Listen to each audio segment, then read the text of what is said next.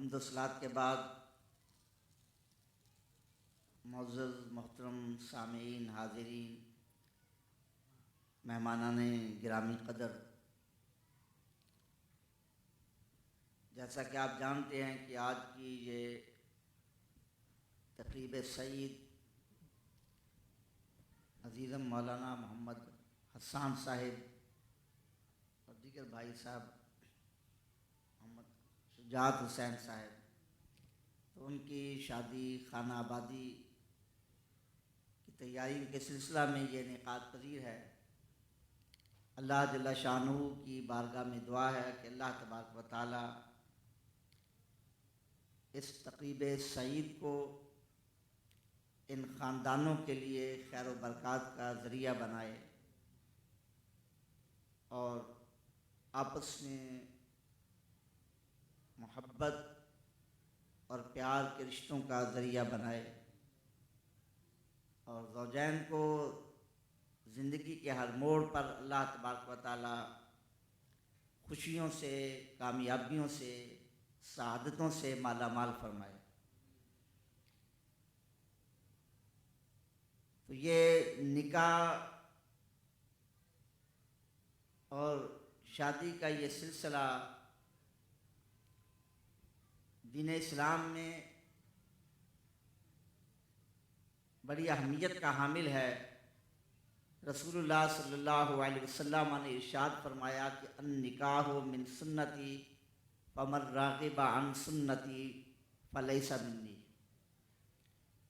فرمایا کہ نکاح میری سنت ہے اور جس نے اس سنت سے اعراض کیا اس کا ہمارے ساتھ تعلق نہیں ہے۔ تو رسول اللہ صلی اللہ علیہ وسلم نے اسے اس قدر اہمیت کے ساتھ بیان کیا اور اس کی اہمیت کو واضح کیا،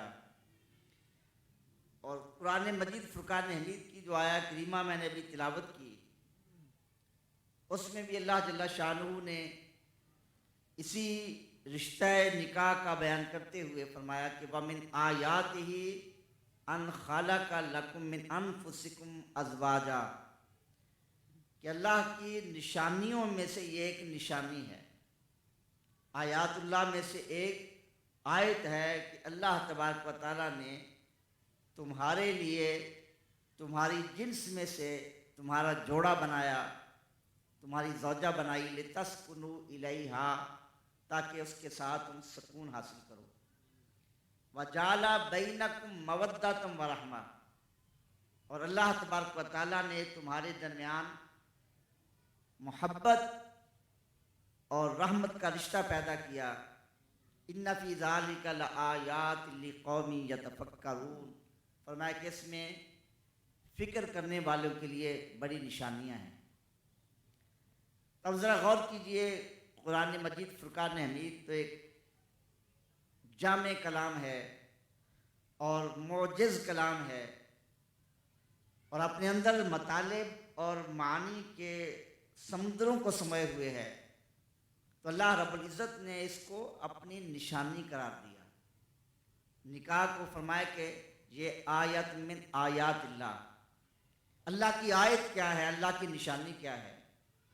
جیسا کہ ایک مقام پر اللہ نے اپنے نشانات کا بیان کرتے ہوئے فرمایا کہ من یعظم شعائر اللہ فإنہا من تقوی القلوب، کہ جو کوئی اللہ کی نشانیوں کی تعظیم کرتا ہے تو یہی متقی دل والا ہے۔ اللہ رب العزت نے دوسرے مقام پر اپنی نشانیوں کو شعائر کے ساتھ تعبیر کیا۔ شعائر یہ شعور سے بنا، شعور کا معنی علم، تو یہ شاعر جو ہیں کس کا علم عطا کرتے ہیں، کس کی معرفت عطا کرتے ہیں اور کس کی پہچان عطا کرتے ہیں؟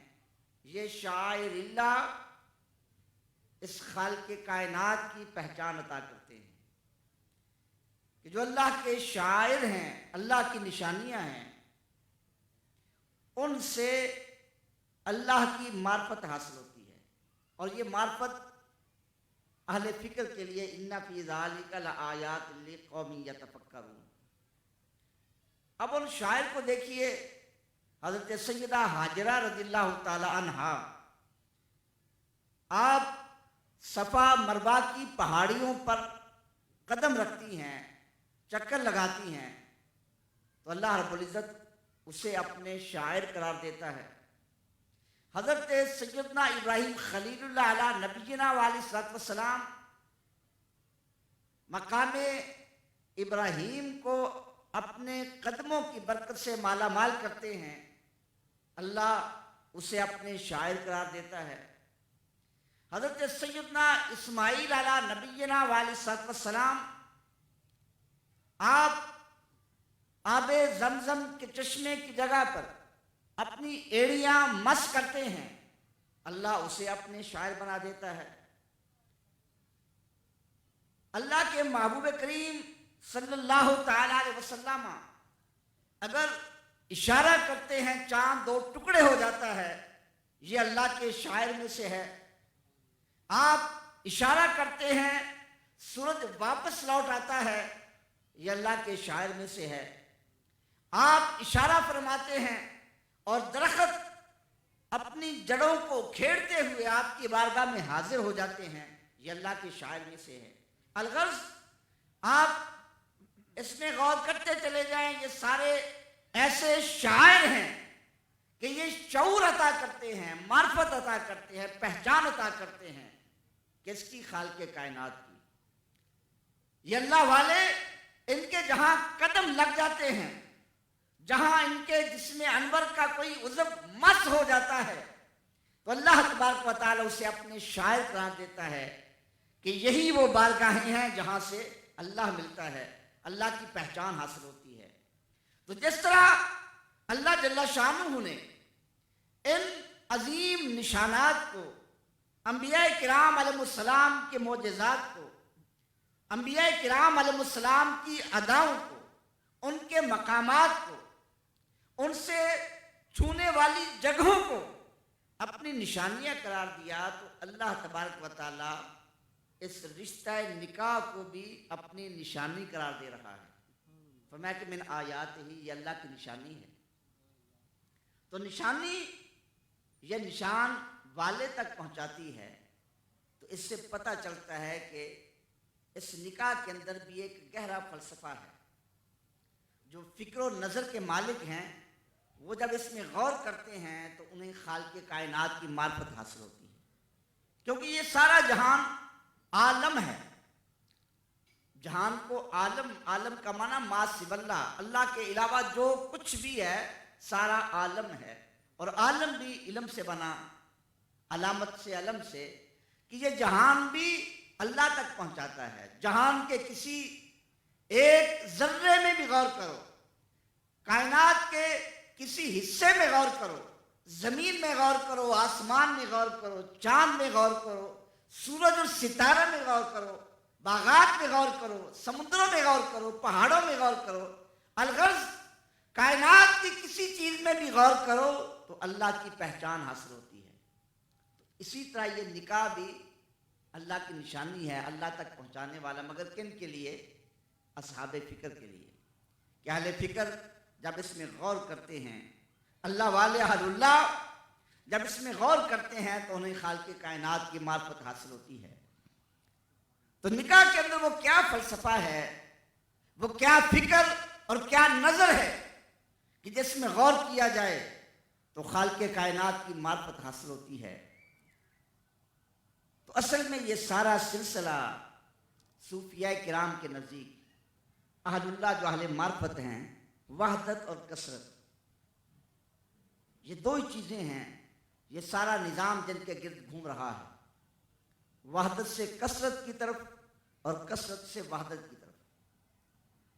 ایک ہے وحدت سے کثرت کی طرف آنا، اور ایک پھر کثرت سے وحدت کی طرف جانا۔ اولیاء کاملین جو اللہ کی معرفت کے راستے طے کرتے ہیں اور منازل سلوک طے کرتے ہیں، تو پہلے انسان دنیا میں آتا ہے، کثرت میں آتا ہے، انسان کے ساتھ تعلقات ہوتے ہیں، رشتے ہوتے ہیں، خواہشات ہوتے ہیں، کاروبار ہے، جائیداد ہے، اسباب ہیں، ذرائع ہیں، یہ ساری کثرت ہے۔ اب ایک اللہ والا جب اللہ کے راستے میں قدم رکھتا ہے تو اس کثرت سے وہ وحدت کی طرف رجوع کرتا ہے، اور اولیاء کاملین اس کو سیر اللہ کا نام دیتے ہیں۔ وہ اللہ کی طرف سیر کر رہا ہے، اللہ کی طرف چل رہا ہے۔ جب وہ اس راستے میں قدم رکھے گا، اس کثرت سے وہ وحدت کی طرف جائے گا۔ وہ اس وحدت سے اس کثرت میں آیا تھا، وہاں روحانی حالت میں تھا، یہ کثرت اس کے ساتھ نہیں تھی، یہ تعلقات اس کے ساتھ نہیں تھے، یہ مادی ذرائع اس کے ساتھ نہیں تھے، کھانے کی سے خواہش نہیں تھی، پینے کی سے خواہش نہیں تھی، ایک ذات کے تصور میں وہ گم تھا، ایک ذات کی محبت میں وہ گم تھا۔ کائنات کے یہ سارے رشتے اس سے جدا تھے، مگر جب اس کائنات میں آیا یہ رشتے جڑے، یہ کثرت آئی۔ اب اس کثرت سے وہ وحدت کی طرف جاتا ہے اور وہ سیر اللہ کرتا ہے، تو ان رشتوں سے وہ دور ہوتا جاتا ہے، ان خواہشات کو پامال کر دیتا ہے، اور اپنی ساری خواہشات کو، سارے رشتوں کو، ساری جائیداد کو، سارے مال و دولت کو، اس عالم دنیا کے سارے اسباب کو وہ اللہ کی محبت پہ قربان کر دیتا ہے۔ یہی دین اسلام ہے کہ دین اسلام رہبانیت کا نام نہیں ہے۔ یہ نہیں کہ دنیا سے الگ تھلگ ہو جاؤ اور کاروبار کو چھوڑ دو، ہر چیز کو چھوڑ دو، نہیں۔ اسلام یہ ہے کہ اس دنیا میں رہتے ہوئے اس وحدت حقیقی کی طرف رجوع کرو، مال حاصل کرو جائز طریقوں سے، کاروبار کرو، تعلقات قائم کرو، دوستوں سے تعلقات رکھو، مکان بناؤ، ساری چیزیں، مگر سب کے اندر ایک وحدت ہو، ایک وحدت حقیقی کا تصور ہو، اللہ کی محبت ہو۔ اور جہاں ایسا مقام آ جائے اور ایسی منزل آ جائے اور ایسا دو راہ آ جائے، ایک طرف دنیا کا مال ہے، ایک طرف جائیداد ہے، ایک طرف دوست احباب ہیں، ایک طرف رشتہ دار ہیں، کاروبار ہیں، اور ایک طرف اللہ کے رسول کی محبت ہے، تو پھر ایمان کا امتحان ہوتا ہے، ایمان کی آزمائش ہوتی ہے۔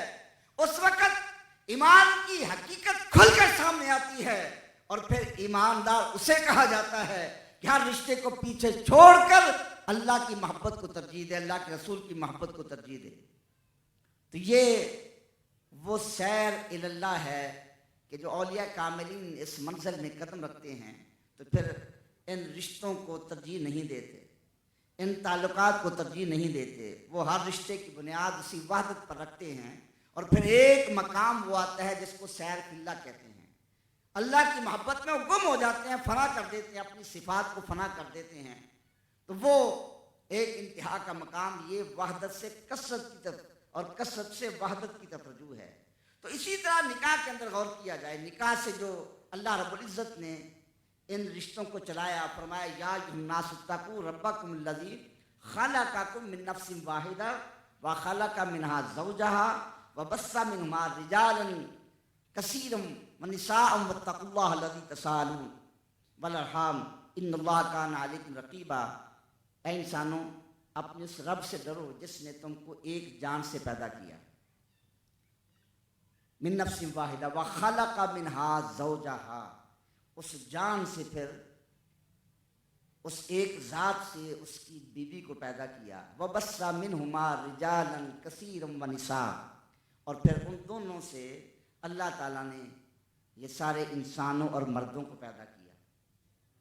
تو اس میں اگر غور کیا جائے، جو میں عرض کر رہا ہوں، جو فلسفہ ہے کہ اس میں اللہ کی معرفت کیسے ہے، اس لیے کہ ہم کائنات میں نظر دوڑاتے ہیں، اس عالم دنیا میں، عالم انسانیت میں لاکھوں نہیں، کروڑوں نہیں، اربوں انسان نظر آتے ہیں، لیکن ان اربوں انسانوں میں پھر تقسیم ہے، کوئی کسی قوم سے تعلق رکھتا ہے، کوئی کسی قبیلے سے تعلق رکھتا ہے، کوئی کسی خاندان سے۔ اب ان خاندانوں کو دیکھیں، کسی بھی خاندان کو لیں، اس میں ہزاروں لاکھوں کروڑوں آدمی ہوں گے، لیکن صدیق اکبر پہ ہو جائے گی۔ اگر آپ دیکھیں یہ بنو اسرائیل میں سے ہے، ان کی انتہا جا کر اسرائیل حضرت یعقوب علیہ السلام کی ذات پر ہوگی۔ الغرض یہ سارے کثیر، یہ لاکھوں آدمی، ان میں جب غور کریں گے انتہا جا کر ایک شخص پر ہوگی، اور پھر اسی سے عقل فیصلہ کرے گی۔ جیسا یہ قبیلے، یہ خاندان، یہ قومیں ایک ایک جد امجد پر جا کر منتہی ہو رہی ہیں، اسی طرح یہ سارے انسان، یہ سارے بنو آدم جو آدمی کہلاتے ہیں، ان کی انتہا بھی ایک ذات پر ہوتی ہے۔ خالقکم من نفس واحدہ، ایک ذات ہے جس سے اللہ نے اس کائنات کو بنایا۔ اب وہ ذات حضرت سیدنا آدم علیہ نبینا و علیہ السلام کی ذات پاک ہے، کیونکہ ہم تو ہیں مسلمان۔ اللہ نے ہمیں یہ دین اسلام عطا کیا، ہم وہ نہیں جیسے کچھ سائنسدانوں نے کہا کہ بندر سے انسان بنے اور ارتقائی منازل طے کی، اور ارتقائی منازل طے کرتے کرتے وہ بندر انسان بن گیا۔ تو بھئی یہ کیسی عجیب بات ہے، اگر بندر ارتقائی منازل طے کر کے انسان بنا ہے تو پھر باقی بندروں میں یہ خصوصیت کوئی نہیں ہے۔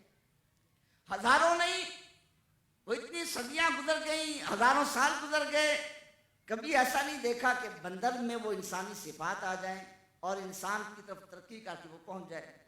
اگر ایسا ہوتا کہ یہ بندر سے انسان بنتا تو کسی اور بندر میں یہ خصوصیت ہوتی۔ تو انسان نے ہمیں، اللہ رب العزت نے خالق کائنات میں، اس کائنات کا خالق ہے، اس نے بتایا خالقکم من نفس واحدہ، ایک حضرت آدم علیہ السلام ہے جن سے اللہ نے تمہیں بنایا۔ اب حضرت آدم علیہ نبی علیہ السلام کی ذات پاک ہے، اللہ نے ان کا جسد خاکی تیار کیا۔ وہ جسم بھی ایک مرکب ہے، ایک مجموعہ ہے۔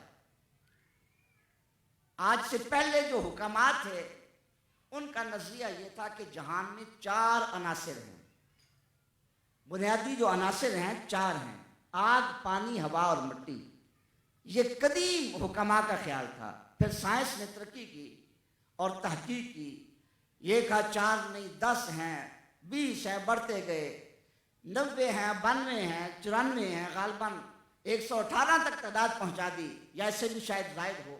جتنے بھی ہوں یہ کائنات کے بنیادی عناصر ہیں، اور وہ سارے عناصر ان کو ملا کر اللہ نے حضرت انسان کا وجود تیار کر دیا، یہ جسد خاکی تیار کر دیا۔ یہ چاروں عناصر، یہ عناصر اربع، ان کو ملایا گیا اور ان کے مجموعے سے اللہ نے حضرت آدم علیہ نبینا علیہ السلام کا جسد خاکی تیار کیا۔ تو یہ اس ذات کی طرف معرفت جا رہی ہے، اس ذات کی طرف۔ یہ فرمایا من آیات ہی، اس میں غور کرو، تمہیں خالق کائنات کی معرفت کب پتہ چلے گا، اس کی ذات کب پتہ چلے گا، اس کے نشانات پتہ چلے گا کہ اس نے ایک ذات کو پہلے پیدا کیا، اس ذات کو مختلف عناصر سے ترکیب دے کر بنایا، اور مختلف عناصر کا مجموعہ وہ جسد خاکی کی صورت میں تیار ہوا۔ اب اللہ چاہتا تو یہ بھی ایک صورت تھی کہ ہر دفعہ اسی طرح عناصر کو ملا کر آگے انسان تیار کیا جاتا، لیکن یہ حکمت کے تقاضوں کے خلاف تھا۔ یہ اللہ کی السلام کو جب پیدا کیا گیا، اکیلے انسان ہیں، کائنات میں کوئی بھی انسان نہیں ہے، عالم بشریت میں آپ اکیلے بشر ہیں اس عالم وجود خاکی کے ساتھ۔ لیکن انسان کی طبیعت کیا ہے؟ انسان انس سے بنا، انس کا معنی محبت ہے۔ انسان محبت چاہتا ہے، انس چاہتا ہے، ایک معاشرہ چاہتا ہے۔ انسان اکیلے زندگی گزارنے والا نہیں ہے۔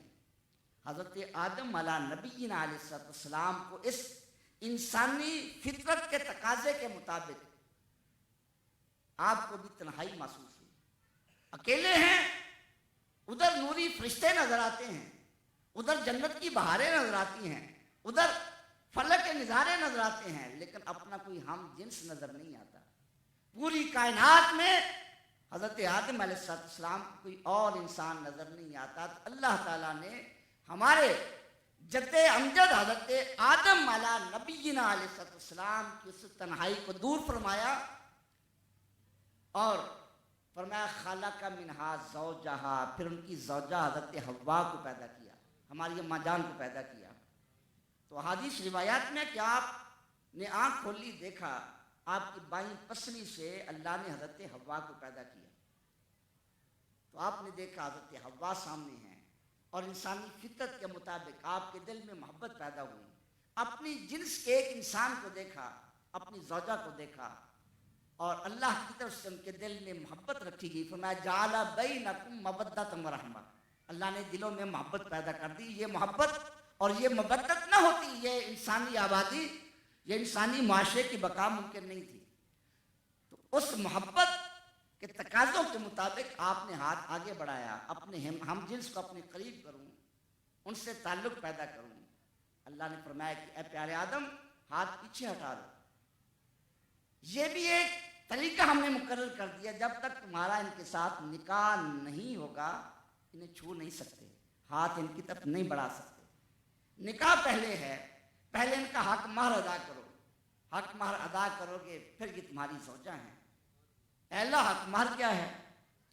اب وہ حق مہر بھی جو اللہ نے عطا فرمایا اس وہ بھی اللہ کی رحمت ہے، اور وہ جیسا اللہ نے ان انسانوں کے درمیان خامد اور بیوی کے درمیان محبت پیدا کی، فرمایا بینکم مودۃ و رحمہ، تو وہ حق مہر بھی سراپا رحمت کے ذات پر درود و سلام کو بنایا۔ فرمایا کہ اے پیارے آدم تمہارا حق مہر یہ ہے کہ میرے محبوب کریم علیہ السلام کی ذات اقدس پر 20 بار درود پڑھ دو، یہ حق مہر ادا ہو جائے گا۔ تو اس طرح یہ سلسلہ نسل انسانی شروع ہوا۔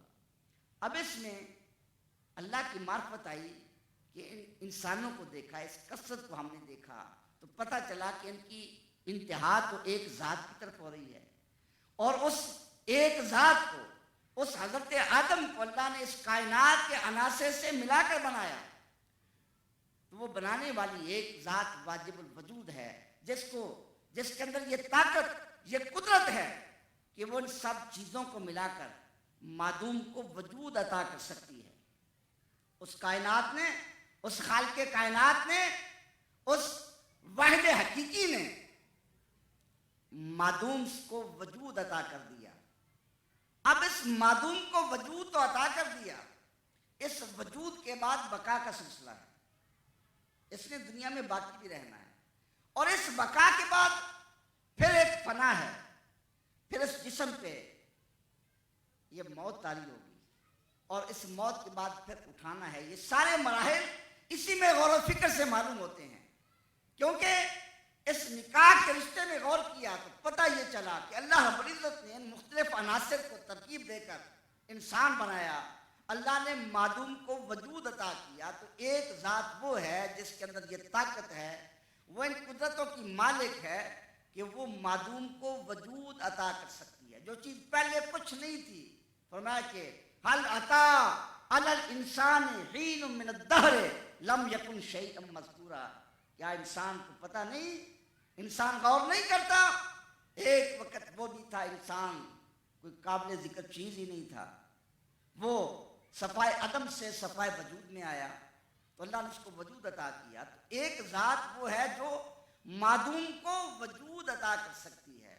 تو پھر بتائیے کہ جس ذات میں یہ طاقت ہے، جو ان قوتوں کی مالک ہے کہ معدوم کو وجود عطا کر سکتی ہے، تو وہ وجود کو باقی نہیں رکھ سکتی؟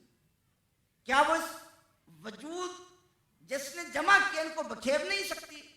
اور کیا بکھیرنے کے بعد دوبارہ ان کو جمع نہیں کر سکتی؟ کائنات میں ذرا غور کریں، ایک بائک ہے، اس کو بنانا ہے، ایک ماہر انجینئر ہوگا، وہ جا کر اس بائک کو تیار کرے گا، لیکن تیار کرنے کے بعد اب اس میں خرابی آ گئی، ٹائر خراب ہو گیا، کوئی معاملہ بن گیا، تو کیا ہوگا؟ اب کیا اس انجینئر کے پاس جائیں گے؟ کیا کوئی بڑا سائنسدان آئے گا؟ نہیں، آپ ایک معمولی سے مکینک کے پاس جائیں گے، اس کو ٹھیک کر دے گا۔ تو یہ اس کو باقی رکھنے کا مرحلہ ہے۔ ایک اس کو وجود ادا کرنا وہ ایک مشکل مرحلہ ہے، اس کے لیے ماہر انجینئر آئے گا۔ اب وہ بن گئی چیز، اس کو باقی رکھنا یہ آسان مرحلہ ہے۔ اب باقی رکھنے کے بعد اس کو دوبارہ بکھیر دینا ہے، یہ بھی مشکل مرحلہ نہیں۔ آپ اسی بائک کو جا کر ٹرین کے آگے رکھ دیں، 1 منٹ نہیں لگے گا، وہ پرزا پرزا ہو جائے گی، بکھر جائے گی۔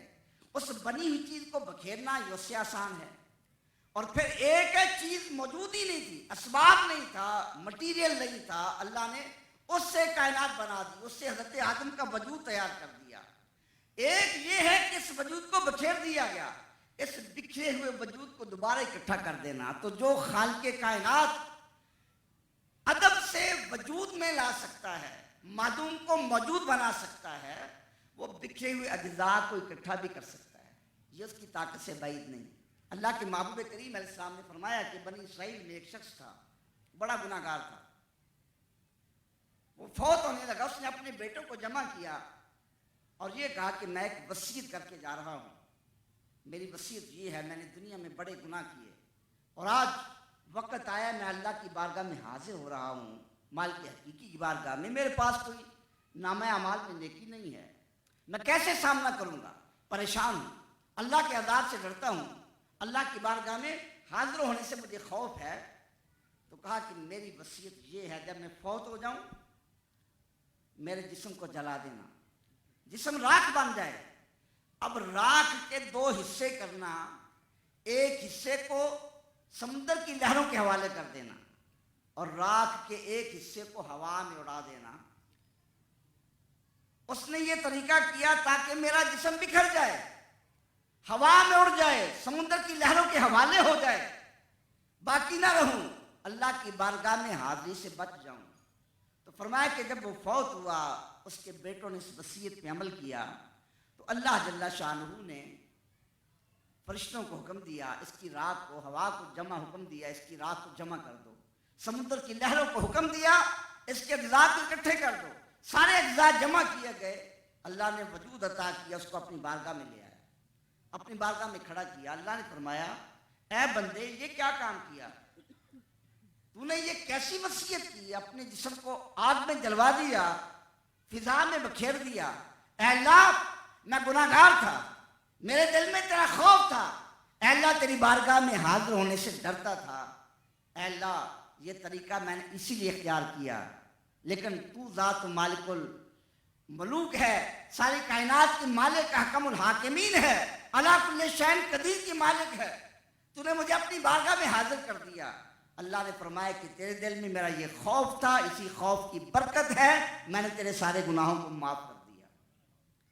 تو اب اسی نکاح کے فلسفہ سے یہ ہمیں ساری چیزیں معلوم ہوئی، جو اس راہ سلوک کی ابتدائی اور بنیادی چیزیں اور بنیادی تصورات ہیں کہ وہ خالق کائنات ایک معدوم کو وجود بھی عطا کر سکتا ہے، اور اس دنیا میں آئیں گے پھر اس موجود چیز کو جو بقا دے رہا ہے، جو نعمتیں دے رہا ہے، جو زندگی دے رہا ہے، جو رزق دے رہا ہے، یہ ساری آسائشیں دے رہا ہے، یہ بھی وہی ذات ہے جس نے یہ وجود عطا کیا تھا، اور جو ذات یہ وجود عطا کر سکتی ہے اس کو بکھیر بھی سکتی ہے، اور جب بکھر جائے گا، اب یہ نہیں جیسے مشرکین مکہ کہتے تھے مر گئے پھر مٹی میں مل گئے بکھر گئے، اب کوئی حشر نہیں، کوئی قیامت نہیں۔ فرمایا کہ وہ خالق کائنات جو معدوم کو وجود عطا کر سکتا ہے، وہ اجزاء کو جمع بھی کر سکتا ہے۔